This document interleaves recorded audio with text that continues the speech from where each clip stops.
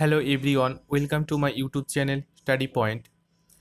WBP constable lady constable preliminary আবগারি main Kolkata police এক কথায় সব ধরনের পরীক্ষার জন্য সেলফ স্টাডি করার পাশাপাশি মক টেস্ট তোমাদের একান্ত প্রয়োজন। যত বেশি মক টেস্ট প্র্যাকটিস করবে তত বেশি তোমরা তোমাদের সেলফ স্টাডিকে ইমপ্রুভমেন্ট করতে পারবে।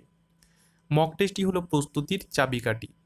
তাই জেনারেল নলেজ এবং অ্যাওয়ারনেসের উপর আমরা একটা মক টেস্ট সিরিজ আলোচনা করছি। এছাড়াও তোমরা ইংরেজির বিষয়ের ওপর মক টেস্ট আমাদের চ্যানেলে পেয়ে যাবে আবগারি মেন পরীক্ষার জন্য।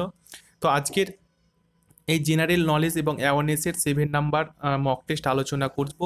এর আগে 6টা অলরেডি আলোচনা হয়েছে। তোমরা প্লিজ আমাদের চ্যানেলের প্রত্যেকটা মক টেস্টে পার্টিসিপেট করো, দেখো কটা তোমার অ্যান্সার দিতে পারছো, কটা সঠিক হচ্ছে। এই ধরনের মক টেস্ট অত্যন্ত তোমাদের প্রয়োজন। তো চলো শুরু করি আজকের মক টেস্টটি।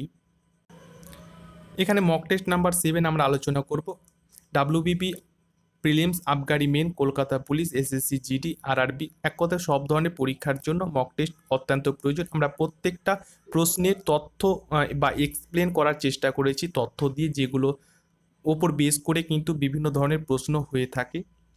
তো প্রথমে কিন্তু প্রশ্নের উত্তর তোমরা যথাযথ দেওয়ার চেষ্টা করবে, ভুল হলেও কোনো সমস্যা নেই। দেখো, প্রথমে এই প্রশ্নের অ্যান্সার তোমরা দাও যে অশোকের লিপি এবং ব্রাহ্মী লিপির পাঠোদ্ধার কে করেন। আশা করি উত্তর হয়ে গেছে। খুব তাড়াতাড়ি উত্তর দেওয়ার চেষ্টা করবে, যেন এই হ্যাবিটটা তোমাদের এক্সামিনেশন সেন্টারে কাজে লাগে। অবশ্যই তোমাদের এই হ্যাবিট করতে হবে। উত্তর তোমরা দিয়েছো যে জেমস প্রিন্সেপ, খুব ভালো। এবারে দেখো যে এই অশোক সম্পর্কিত কিছু ইম্পর্টেন্ট তথ্য আমরা অবশ্যই জানবো, যেগুলোর উপর বেস করে বিভিন্ন প্রশ্ন হয়। দেখো, এই অশোক কে ছিলেন? অশোক ছিলেন এই মৌর্য বংশের শ্রেষ্ঠ সম্রাট ছিলেন। মৌর্য বংশের শ্রেষ্ঠ সম্রাট ছিলেন। এই মৌর্য বংশটা কিন্তু প্রতিষ্ঠা করেছিলেন কি? চন্দ্রগুপ্ত মৌর্য। চন্দ্রগুপ্ত মৌর্য এই বংশটা প্রতিষ্ঠা করেছিলেন। এই অশোককে কিন্তু চণ্ডাশোক বলা হতো। অশোককে চণ্ডাশোক বলা হতো। কেন বলা হতো? কারণ 99 কথিত আছে 99 জন ভাতৃ হত্যার পরে কিন্তু অশোক কি করেছিলেন? সিংহাসনে বসেছিলেন বলে তাকে চণ্ডাশোক বলা হতো। এছাড়া আমরা জানি যে 261 খ্রিস্টপূর্বাব্দে কলিঙ্গের রাজাকে পরাজয় করে কলিঙ্গ যুদ্ধে তিনি জয়লাভ করেছিলেন।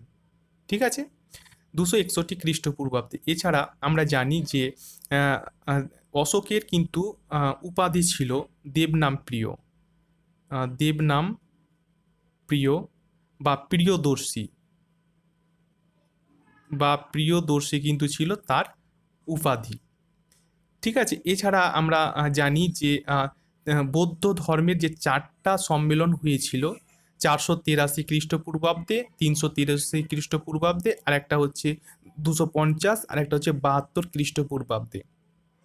তৃতীয় সম্মেলন যেটা হয়েছিল 250 খ্রিস্টপূর্বাব্দে, এটা কিন্তু অশোকের নেতৃত্বে হয়েছিল। কোথায় হয়েছিল? এটা কিন্তু পাটলিপুত্রে হয়েছিল। ঠিক আছে, এটা পাটলিপুত্রে হয়েছিল। আশা করি তোমাদের তথ্যগুলো বোঝা গেছে। চলো তথ্যগুলো একবার রিপিট করি। দেখো, মৌর্য বংশের শ্রেষ্ঠ শাসক ছিলেন কে? অশোক। এই মৌর্য বংশ প্রতিষ্ঠা করেছিলেন চন্দ্রগুপ্ত মৌর্য। অশোককে চণ্ডাশোক কেন বলা হতো? কারণ 99 জন ভাতৃ হত্যার কারণে। 261 খ্রিস্টপূর্বাব্দে কলিঙ্গের যুদ্ধে তিনি কলিঙ্গের রাজাকে পরাজিত করে অশোক জয়লাভ করেন। এছাড়া তৃতীয় বৌদ্ধ সম্মেলন 250 খ্রিস্টপূর্বাব্দে পাটলিপুত্রে তার নেতৃত্বে অনুষ্ঠিত হয়েছিল। তার উপাধি ছিল দেবনাম প্রিয়, আর একটা ছিল প্রিয়দর্শী। আশা করি তোমাদের বুঝতে পারা গেছে। এগুলো তোমাদের অবশ্যই তথ্য মনে রাখা দরকার। তোমরা অবশ্যই এগুলো খাতায় লিখে রাখো, কারণ খুব ইম্পর্টেন্ট। এগুলো আমরা কিন্তু বারবার রিপিট করব বিভিন্ন মক টেস্টে, যাতে করে তোমাদের প্রত্যেকটা অ্যান্সার কিন্তু এই মক টেস্টের মাধ্যমে হয়ে যায়। দেখো, পরবর্তী প্রশ্ন, গুপ্ত বংশের উত্তরাধিকারী হিসাবে সমুদ্রগুপ্তের পরবর্তী শাসক কে হন? এই সমুদ্রগুপ্তের পরবর্তী শাসক কে হন? আশা করি উত্তর তোমাদের হয়ে গেছে। যথাযথ তোমরা উত্তর দিয়েছো। এর সঠিক যে উত্তর হয়ে যাবে অপশন এ, দ্বিতীয় চন্দ্রগুপ্ত। এবারে আমরা দ্বিতীয় চন্দ্রগুপ্ত সম্পর্কে জানবো। তার আগে জানবো যে এই গুপ্ত বংশটা কে প্রতিষ্ঠা করেন? এটা কিন্তু প্রতিষ্ঠা করেন শ্রীগুপ্ত। এটা কে প্রতিষ্ঠা করেন? এটা কিন্তু শ্রীগুপ্ত প্রতিষ্ঠা করেছিলেন গুপ্ত বংশ। দ্বিতীয় চন্দ্রগুপ্তর উপাধি কি ছিল? বিক্রমাদিত্য। বিক্রমাদিত্য, পরম ভগবত, পরম ভগবত, ভগবত, এছাড়া ছিল সকারি। এগুলো কি ছিল? এগুলো কিন্তু গুপ্ত বংশের রাজা দ্বিতীয় চন্দ্রগুপ্তের উপাধি ছিল। ঠিক আছে, দ্বিতীয় চন্দ্রগুপ্তের উপাধি ছিল, তোমরা অবশ্যই এগুলো নোট করে রাখো। আর আমরা জানি যে খুব ইম্পর্টেন্ট প্রশ্ন যে কালিদাস, কালিদাস কিন্তু ছিলেন কে? এই দ্বিতীয় চন্দ্রগুপ্তের সভাকবি কালিদাস। এই দ্বিতীয় চন্দ্রগুপ্তের আমলে কিন্তু ফাহিয়েন ফাহিয়েন কিন্তু ভারতে আসেন। আশা করি বুঝতে পারা গেছে। চলো একবার রিপিট করি যে এই গুপ্ত বংশের প্রতিষ্ঠাতা ছিলেন শ্রীগুপ্ত। তোমরাও রিপিট করো যেন তোমাদের প্রশ্নের উত্তর এখানে হয়ে যায়। বিক্রমাদিত্য, পরম ভাগবত, সকারি, এই তিনটেই ছিল কি দ্বিতীয় চন্দ্রগুপ্তের উপাধি। খুব গুরুত্বপূর্ণ প্রশ্ন, কালিদাস ছিলেন দ্বিতীয় চন্দ্রগুপ্তের সভাকবি, ফাহিয়েন কিন্তু দ্বিতীয় চন্দ্রগুপ্তের আমলে ভারতে আসেন। আশা করি বুঝতে পারা গেছে। তোমরা অবশ্যই ভিডিওটি পজ করে নোট করে রাখো। দেখো পরবর্তী প্রশ্ন রয়েছে যে মৃচ্ছকটিকম নাটকটির রচয়িতা কে? আশা করি উত্তর হয়ে গেছে। সঠিক উত্তর হয়ে যাবে অপশন বি, শূদ্রক। দেখো এটা মনে রাখার, মৃচ্ছকটিকমটি এটা মনে রাখার একটা ইম্পর্টেন্ট তথ্য তোমাদের বলে রাখি যে এই মৃচ্ছকে আমরা যদি তুচ্ছ ধরি, মৃচ্ছকে আমরা তুচ্ছ ধরলাম আর এই শূদ্রকে আমরা শূদ্র ধরলাম। তোমরা জানো যে শূদ্র হচ্ছে একটা বর্ণ, সেই সময় ছিল ব্রাহ্মণ, শূদ্র, ক্ষত্রিয়। তো এই শূদ্রদেরকে কিন্তু ব্রাহ্মণেরা তুচ্ছ করত। ঠিক আছে, তুচ্ছ করত, এবং এই হিসাবে আমরা কিন্তু এটা মনে রাখার জন্য মৃচ্ছকে তুচ্ছ ধরলাম আর এটাকে সূত্রক ধরে আমরা মনে রাখার চেষ্টা করব। তাহলে দেখবে যে অনায়াসেই তোমাদের মনে হয়ে যাবে। দেখো বিশাখ দত্তের একটা বিখ্যাত গ্রন্থ ছিল যেটা পরীক্ষায় সচরাচর আসে। বিশাখ দত্তের একটা গ্রন্থর নাম হচ্ছে মুদ্রা রাক্ষস। মুদ্রা রাক্ষস হচ্ছে এই বিশাখ দত্তের বিখ্যাত গ্রন্থ। এছাড়া বাণভট্টের আমরা জানি যে বাণভট্টের একটা বিখ্যাত গ্রন্থ রয়েছে, সেটা হচ্ছে কাদম্বরী। বাণভট্টের বিখ্যাত গ্রন্থ। প্রশ্ন অনেক সময় আসে যে কাদম্বরী কার লেখা? অবশ্যই উত্তর হয়ে যাবে কে? বাণভট্টের লেখা। মুদ্রা রাক্ষস কার লেখা? বিশাখ দত্তের। বিভিন্ন তোমরা পরীক্ষায় এইসব প্রশ্ন দেখেছো, আশা করি তোমরা নোট করেছো। চলো পরবর্তী দেখি। গৌতম বুদ্ধ কোথায় নির্মাণ লাভ করেন? আশা করি উত্তর তোমরা দিয়েছো। সঠিক উত্তর হবে অপশন ডি, বোধগয়ায়।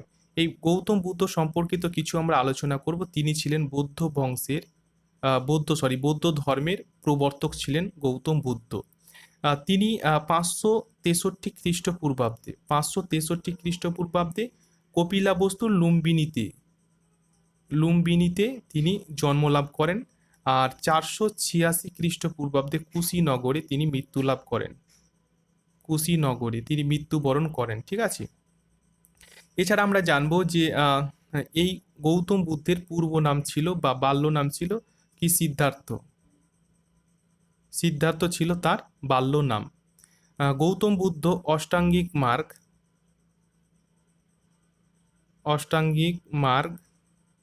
এছাড়া পঞ্চশীল প্রবর্তন করেন। ঠিক আছে, চলো তথ্যগুলো একবার রিপিট করি যে গৌতম বুদ্ধ ছিলেন এই বৌদ্ধ ধর্মের প্রবর্তক। 563 খ্রিস্টপূর্বাব্দে লুম্বিনীতে তিনি জন্মলাভ করেন। 486 খ্রিস্টপূর্বাব্দে কুশীনগরে তিনি মৃত্যুবরণ করেন। অষ্টাঙ্গিক মার্গ, পঞ্চশীল তিনি প্রবর্তন করেন। খুব গুরুত্বপূর্ণ প্রশ্ন এবং এই তথ্যগুলো খুব ইম্পর্টেন্ট, তোমাদের অনেক দেখবে অনেক সাহায্য করবে। এই ধরনের ওপর বেশ করে কিন্তু প্রশ্ন হয়, তোমরা দেখেছো। নেক্সট বা পরবর্তী যেটা রয়েছে যে মালিক কাফুর কার সেনাপতি ছিলেন? খুব সুন্দর এবং গুরুত্বপূর্ণ, আশা করি উত্তর হয়ে গেছে। এর আগে আমরা আলোচনা করেছি আলাউদ্দিন খিলজি। দেখো এই আলাউদ্দিন খিলজি সম্পর্কে আমরা আলোচনা অলরেডি এর আগের পর্বে আলোচনা করেছি মক টেস্টে। আবার তোমাদের একবার রিপিট করে নাও, কারণ দেখবে যে বিভিন্ন কোশ্চেন কিন্তু রিপিট হয়েছে, তোমাদের জন্য রিপিট করা হয়েছে যেন তোমাদের অনায়াসেই মনে থাকে, বারবার রিভাইজ যেন হয় এবং রিভাইজ করে তোমরা মনে রাখতে পারো। দেখো এই আলাউদ্দিন কে ছিলেন? খলজি বংশের শ্রেষ্ঠ শাসক ছিলেন। খলজি বংশের শ্রেষ্ঠ শাসক ছিলেন আলাউদ্দিন খলজি। খলজি বংশের জানি আমরা প্রতিষ্ঠাতা জালালউদ্দিন। জালালউদ্দিন হচ্ছে খলজি বংশের প্রতিষ্ঠাতা। এই আলাউদ্দিনকে কি বলা হতো? দ্বিতীয় আলেকজান্ডার বলা হতো এই আলাউদ্দিন খলজিকে। খুবই গুরুত্বপূর্ণ। এবং এই আলাউদ্দিন খলজির সময় আমির খসরু ছিলেন তার সভাকবি আমির খসরু। এই আমির খসরুকে কিন্তু তোতা পাখি বলা হতো। ভারতের তোতা পাখি বলা হতো কাকে? আমির খসরুকে। তোমরা জানো যে ভারতের তোতা পাখি বলা হয় আমির খসরুকে। এছাড়া তোমরা জানো যে এই আলাউদ্দিন খলজি কিন্তু প্রথম বাজার দর, খুবই গুরুত্বপূর্ণ, প্রথম বাজার দর নিয়ন্ত্রণ করেন প্রথম বাজার দর নিয়ন্ত্রণ করেন কে? আলাউদ্দিন খলজি। এছাড়া তিনি প্রথম রেশনিং ব্যবস্থা করেছিলেন, রেশনিং ব্যবস্থা প্রথম চালু করেছিলেন। ঠিক আছে, রেশনিং ব্যবস্থা প্রথম তিনি চালু করেছিলেন। এছাড়া তিনি দাগ ও হুলিয়া, খুবই গুরুত্বপূর্ণ প্রশ্ন, দাগ ও হুলিয়া, সেনাবাহিনীদের জন্য দাগ ও হুলিয়া তিনি প্রবর্তন করেন। আশা করি আমরা জানলাম। এবার চলো একবার রিপিট করি যেন তোমাদের অবশ্যই মনে থাকে। আলাউদ্দিন খলজি এই খলজি বংশের শ্রেষ্ঠ শাসক ছিলেন। খলজি বংশ প্রতিষ্ঠা করেন জালালউদ্দিন। তোমরা অবশ্যই এগুলো মনে রাখো। এই আমির খসরু ছিলেন তার সভাকবি, যিনাকে কি বলা হতো? ভারতের তোতা পাখি বলা হতো। দ্বিতীয় আলেকজান্ডার, কাকে বলা হয়? আলাউদ্দিন খলজিকে বলা হয়। প্রথম তিনি বাজার দর নিয়ন্ত্রণ করেন। অনেক সময় প্রশ্ন আসে এটা যে বাজার দর নিয়ন্ত্রণ কে করেন? প্রথম আলাউদ্দিন খলজি। এছাড়া তিনি রেশনিং ব্যবস্থা প্রথম কিন্তু করেছিলেন। আশা করি তথ্যগুলো তোমাদের খুব কাজে দেবে। তথ্যগুলো অবশ্যই তোমরা খাতায় নোট করে রাখো ভিডিওটি পজ করে। ফতেপুর সিক্রিতে ইবাদতখানা কে নির্মাণ করেন? এর আগে মক টেস্টে আলোচনা করেছি, তোমরা একবার দেখে নাও। আশা করি উত্তর হয়ে গেছে। সঠিক উত্তর হয়ে যাবে অপশন সি, আকবর ফতেপুর সিক্রিতে ইবাদতখানা প্রতিষ্ঠা করেছিলেন।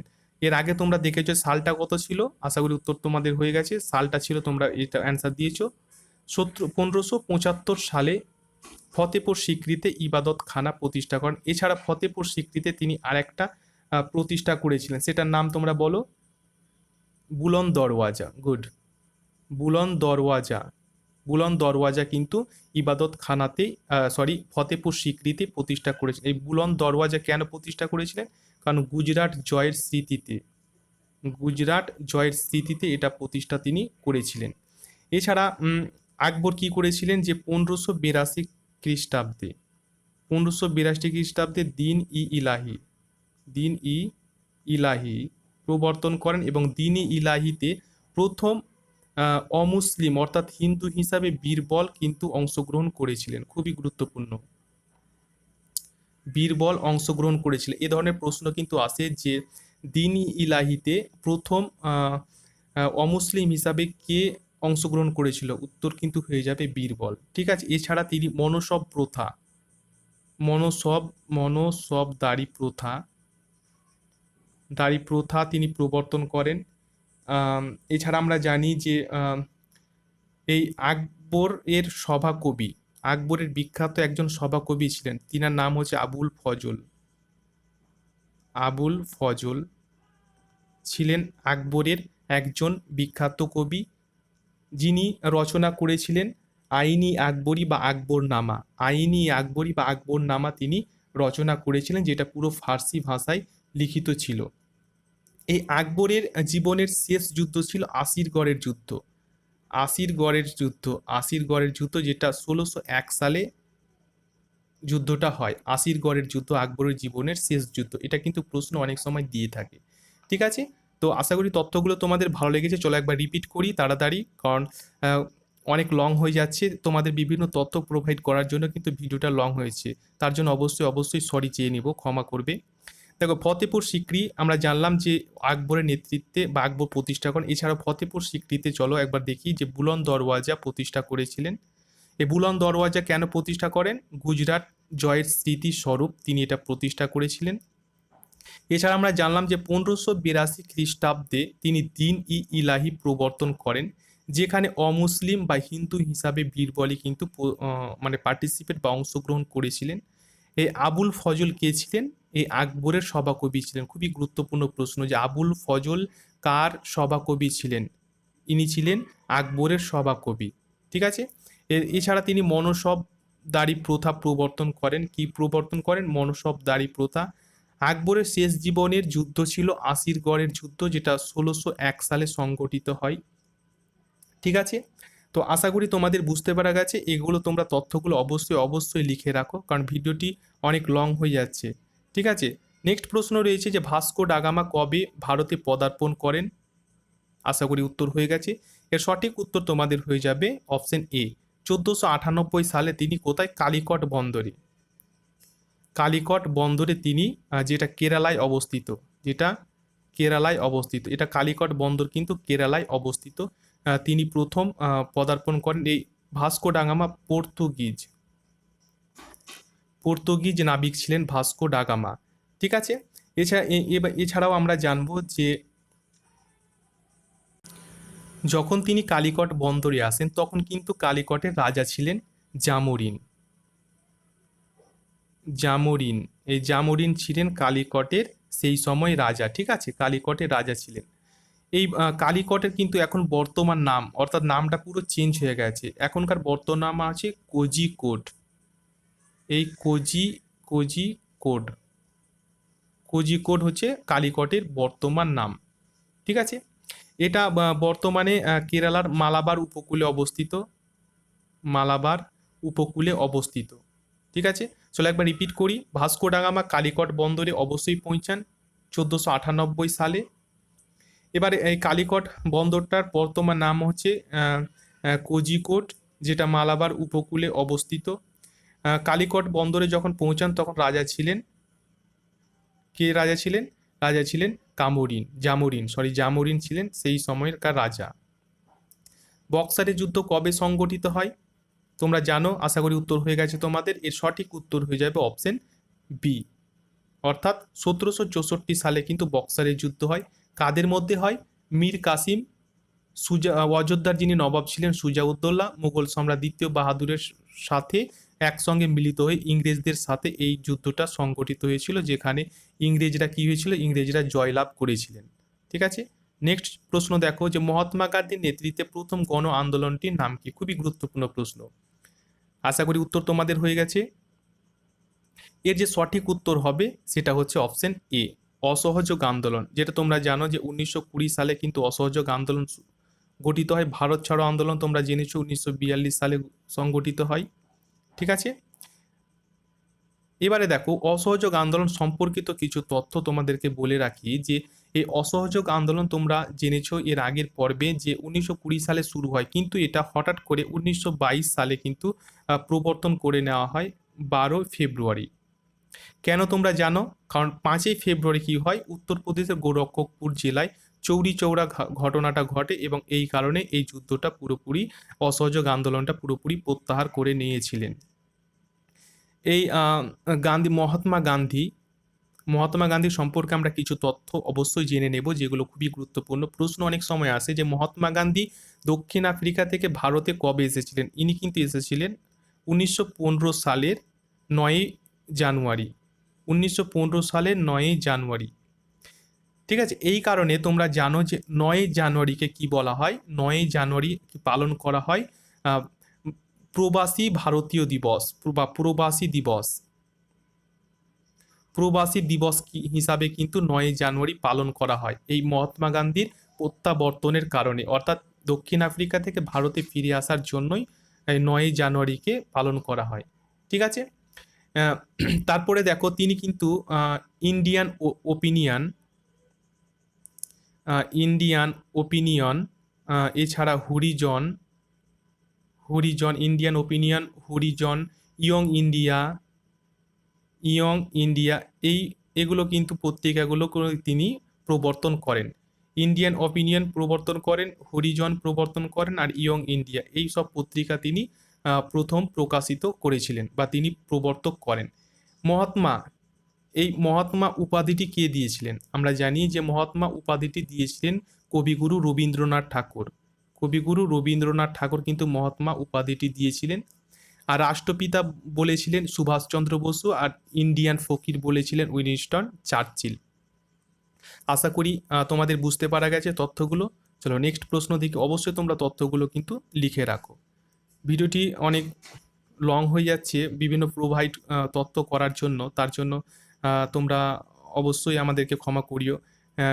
তারপরে প্রশ্ন রয়েছে রাওলাট আইন কবে প্রণীত হয়? আশা করি উত্তর হয়ে গেছে। সঠিক উত্তর হয়ে যাবে 1919 সালে রাওলাট আইন। একে কিন্তু ব্ল্যাক অ্যাক্ট ব্ল্যাক অ্যাক্ট বলা হতো, রাওলাট আইনকে ব্ল্যাক অ্যাক্ট বলা হতো কেন? কারণ এই আইনের মাধ্যমে কিন্তু বিনা বিচারে বা যে কোনোভাবে কিন্তু সবাইকে গ্রেপ্তার করা হতো বলে একে ব্ল্যাক অ্যাক্ট বলা হতো। দিল্লি শহরটি কোন নদীর তীরে অবস্থিত? তোমরা জানো, আশা করি উত্তর হয়ে গেছে। এর সঠিক উত্তর হয়ে যাবে অপশন ডি, যমুনার তীরে কিন্তু এই দিল্লি শহরটি অবস্থিত। এই তাপ্তি নদীর তীরে কি অবস্থিত? কোন? সুরাট। তোমরা এগুলো জেনে রাখো। তাপ্তি নদীর তীরে সুরাট অবস্থিত। এই ব্রহ্মপুত্র নদীর তীরে তোমরা জানো যে গুয়াহাটি অবস্থিত। এছাড়া তেজপুর তেজপুর কিন্তু এই ব্রহ্মপুত্র নদীর তীরে অবস্থিত। মুসি নদীর তীরে অবস্থিত হায়দ্রাবাদ। হায়দ্রাবাদ তোমরা এগুলো লিখে রাখো। আর যমুনা তো তোমরা জানলে যে দিল্লি ও আগ্রা, এছাড়াও আগ্রাও কিন্তু এই যমুনা নদীর তীরে অবস্থিত। আশা করি তোমাদের বুঝতে পারা গেছে। চলো পরবর্তী প্রশ্ন দেখবো, শিব সমুদ্রম জলপ্রপাতটি কোন নদীর তীরে অবস্থিত? আশা করি উত্তর তোমাদের হয়ে গেছে। খুব গুরুত্বপূর্ণ প্রশ্ন। এটা কিন্তু কাবেরী নদীর তীরে অবস্থিত। শিব সমুদ্রম কাবেরী নদীর তীরে অবস্থিত। ঠিক আছে, এটা শিব সমুদ্রম কোথায় রয়েছে? এটা কিন্তু কর্ণাটকে রয়েছে। এটা কোথায় রয়েছে? কর্ণাটকে রয়েছে। ঠিক আছে। এছাড়া এই সুবর্ণরেখা নদীর তীরে কোন জলপ্রপাতটি রয়েছে? হুড্রু। এই হুড্রু হুড্রু জলপ্রপাতটি রয়েছে, যেটা ঝাড়খণ্ডে অবস্থিত।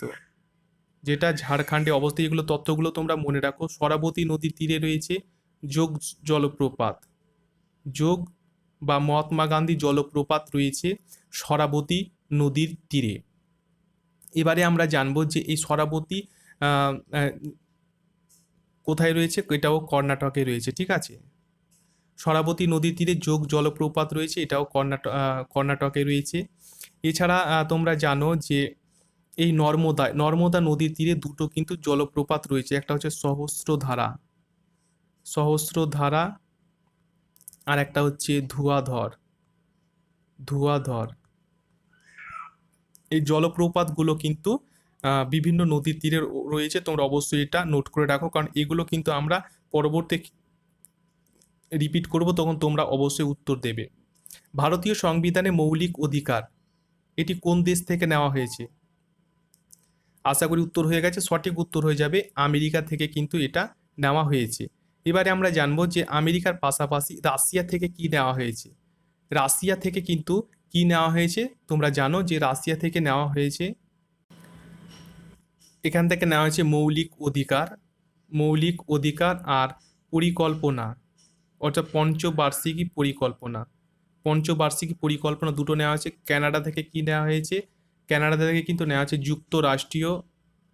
যুক্তরাষ্ট্রীয় ব্যবস্থা। দক্ষিণ আফ্রিকা থেকে কি নেওয়া হয়েছে? দক্ষিণ আফ্রিকা থেকে নেওয়া হয়েছে সংবিধান সংশোধন। এটা কিন্তু নেওয়া হয়েছে দক্ষিণ আফ্রিকা থেকে। ঠিক আছে। চলো নেক্সট দেখবো যে 2020 সালে আইপিএল এ চ্যাম্পিয়ন হলো কোন দল? তোমরা অনেকেই জানো যে চ্যাম্পিয়ন হয়েছে option A, Mumbai Indians. Next প্রশ্ন, সম্প্রতি 2020 সালে ম্যান বুকার পুরস্কার কে পেলেন? আশা করি উত্তর হয়ে গেছে। সঠিক উত্তর হবে ডগলাস স্টুয়ার্ট। কিসের জন্য? ডগলাস স্টুয়ার্ট কিন্তু একটা উপন্যাস রচনা করেছিলেন, সেটা হচ্ছে সুইগি বেন। এই সুইগি বেন উপন্যাসটির জন্য ডগলাস স্টুয়ার্ট ম্যান বুকার পুরস্কার 2020 সালে পেলেন। কেমব্রিজ অভিযানের বিচারে 2020 সালে সেরা শব্দ হয়েছে কোনটি? আশা করি উত্তর হয়ে গেছে। সঠিক উত্তরটা দেখে নাও, অপশন এ, কোয়ারেন্টাইন কিন্তু কেমব্রিজ অভিযানের বিচারে হয়েছে, কোয়ারেন্টাইন। নেক্সট প্রশ্ন, 2020 সালে আন্তর্জাতিক শিশু শান্তি পুরস্কার কে পেলেন? আশা করি উত্তর হয়ে গেছে। সঠিক উত্তর হবে অপশন সি, সাদাত রহমান, যিনি বাংলাদেশের বাসিন্দা। তিনি কি প্রতিষ্ঠা করেছিলেন? তিনি যে প্রতিষ্ঠা করেছেন সাইবার 10 সাইবার টেন্স, এটা এটা প্রতিষ্ঠা করেছিলেন, যার কারণে তিনাকে আন্তর্জাতিক শিশু শান্তি পুরস্কার, মাত্র 17 বছর বয়স। এই সাদাত রহমানে মাত্র 17 বছর বয়সে সাইবার টেন্স এই অ্যাপসটা লঞ্চ করেছিলেন, যার কারণে আন্তর্জাতিক শান্তি পুরস্কার দেওয়া হয়। এর কিছু আমরা তথ্য জানবো। নাদিয়া মুরাদ আন্তর্জাতিক নোবেল শান্তি পুরস্কার পেয়েছিলেন। নাদিয়া মুরাদ কি পেয়েছিলেন? নোবেলের শান্তি পুরস্কার পেয়েছিলেন কত সালে? 2018 সালে। শান্তি পুরস্কার পেয়েছিলেন আমরা জানি মালালা ইউসুফজাই, ইনিও কি পেয়েছিলেন? নোবেল শান্তি পুরস্কার পেয়েছিলেন কত সালে? ইনি কিন্তু পেয়েছিলেন 2014 সালে। ঠিক আছে, চলো পরবর্তী প্রশ্ন দেখব। সমুদ্রের গভীরতা পরিমাপক যন্ত্রের নাম কি? আশা করি উত্তর হয়ে গেছে। এর সঠিক উত্তর হবে অপশন বি, ফ্যাদোমিটার। অ্যানিমোমিটার আমরা জানি, অ্যানোমিটার মাধ্যমে কি হয়? এটা বায়ুর গতিবেগ, বায়ুর গতিবেগ মাপা হয়। এছাড়া আমরা জানি ফ্যাদোমিটারের মাধ্যমে কি মাপা হয়? সমুদ্রের গভীরতা। ম্যাটোমিটারের মাধ্যমে রক্তচাপ মাপা হয়। হাইগ্রোমিটারের মাধ্যমে কি হয়? বায়ুর আর্দ্রতা, বায়ুর আর্দ্রতা কিন্তু মাপা হয়। ঠিক আছে, নেক্সট প্রশ্ন। সম্প্রতি আই অ্যাম নো মিসে এই গ্রন্থটি রচনা কে করেন? আশা করি উত্তর হয়ে গেছে। সঠিক উত্তর হবে সোনু সুদ। নেক্সট প্রশ্ন কি রয়েছে দেখো, নেক্সট প্রশ্ন রয়েছে কথাকলি নৃত্য কোথায় দেখা যায়? এই কথাকলি নৃত্য কোথায় দেখা যায় বা কোথায় প্রচলিত? আশা করি উত্তর হয়ে গেছে। সঠিক উত্তর হয়ে যাবে অপশন বি, অর্থাৎ কেরালাতে এটা কিন্তু প্রচলিত রয়েছে। তামিলনাড়ুতে কি প্রচলিত? ভারতনাট্যম, ভারতনাট্যম কিন্তু তামিলনাড়ুতে প্রচলিত রয়েছে। ঠিক আছে, এছাড়া পাঞ্জাবে কি প্রচলিত রয়েছে? ভাংরা, ভাংরা রয়েছে পাঞ্জাবে। উত্তরপ্রদেশে কি রয়েছে? কত্থক, কত্থক রয়েছে উত্তরপ্রদেশ। এগুলো কিন্তু প্রচলিত রয়েছে। দেখো তোমাদের বলে রাখি, বিভিন্ন তথ্য পুরোপুরি এক্সপ্লেন করার জন্য ভিডিওটি অনেক লং হয়ে গেছে, তার জন্য অবশ্যই অবশ্যই ক্ষমা প্রার্থী। কারণ অনেক তথ্য তোমাদের জেনে রাখা আবশ্যক, কারণ বিভিন্ন তথ্যের ওপর বেস করে কিন্তু বিভিন্ন প্রশ্ন হয়ে থাকে, তার জন্য অবশ্যই অদুঃখিত। ঠিক আছে, তোমরা গুরুত্ব এবং মনোযোগ দিয়ে দেখবে, প্রত্যেকটা তথ্য তোমরা মনে রাখার চেষ্টা করবে, কারণ এগুলো তথ্যের উপর বেস করে তোমরা দেখবে যে বিভিন্ন প্রশ্ন এর আগে হয়েছে এবং আসন্ন পরীক্ষায় কিন্তু হওয়ার সম্ভাবনা রয়েছে বলে তথ্যগুলো তোমাদের প্রোভাইড করা হলো। ভিডিওটি ভালো লাগলে অবশ্যই একটা লাইক করে বন্ধুদের সাথে শেয়ার করবে। ধন্যবাদ তোমাদের মূল্যবান সময় দিয়ে ভিডিওটি দেখার জন্য।